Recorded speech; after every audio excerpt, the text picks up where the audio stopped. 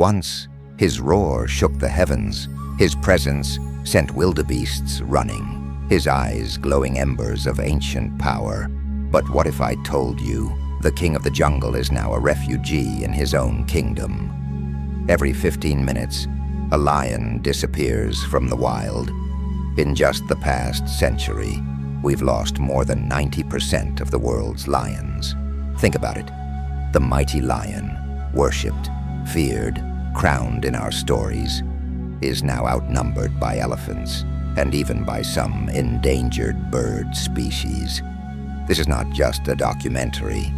This is a call to witness a great fall and a chance to change it.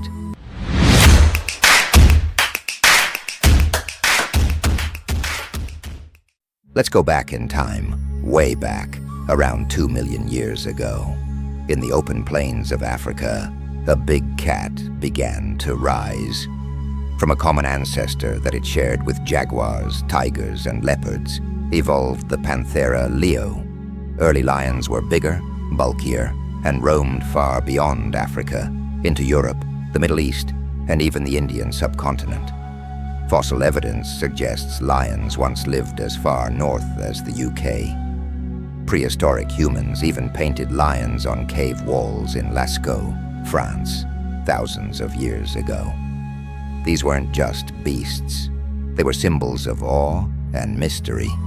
But it was Africa where the lion truly became king. The savannah lion, sleek, agile, and deadly, evolved in the golden grasslands, perfectly adapted for pack hunting, ambush attacks, and taking down prey 10 times their size. Their golden mane became a badge of maturity, strength, and dominance, a lion's crown worn by the strongest males. They weren't born kings.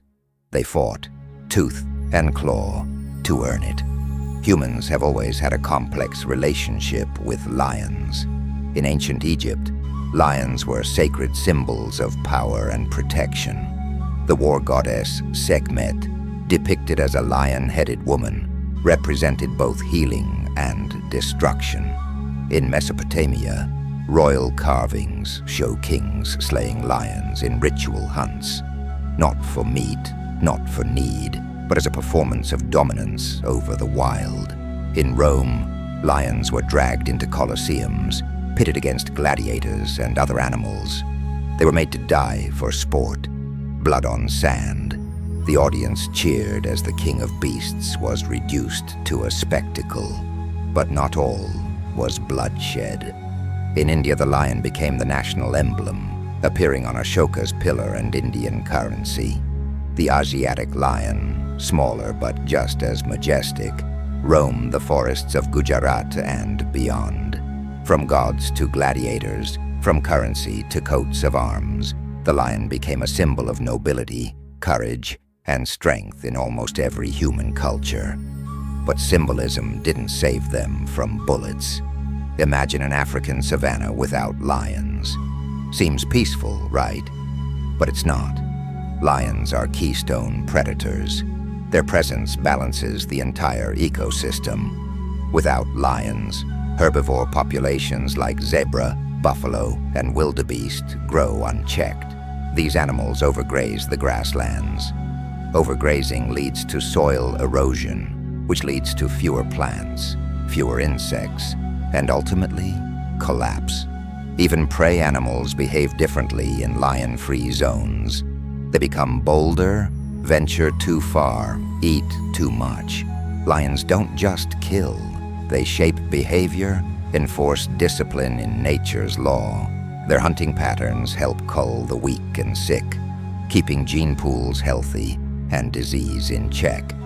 Think of them as the CEOs of the ecosystem. They don't just exist in it, they manage it. But now, the king is cornered. Habitat loss. Lions have lost over 92% of their original territory. Cities, farms, highways, humans are everywhere. In Tanzania, lions once roamed free. Today they're often found hiding near national parks, dodging roads and fences. Human-lion conflict. In Kenya's Maasai communities, when lions attack livestock, They're poisoned or speared in retaliation. One farmer's cow is a year's income. To him, the lion is not a king, it's a thief. Climate change. Longer droughts mean fewer prey animals. Lions must now hunt more aggressively, sometimes attacking humans or livestock. Trophy hunting and poaching. In South Africa, canned hunting farms breed lions for the sole purpose of being shot by tourists. Lions raised in cages, lured out, and killed. Not for survival, not even for food, but for a photo. There are now more lions in captivity than in the wild. Let that sink in. But let's not forget, lions aren't just individuals. They live in prides, among the most social of big cats. A pride is a tight-knit family. Several lionesses who do most of the hunting. Cubs raised communally. And one or two dominant males, often brothers. Females often stay with the same pride for life. Males, however, must fight to take over a pride. And when they succeed, they often kill the cubs fathered by previous males, triggering the females to become fertile again.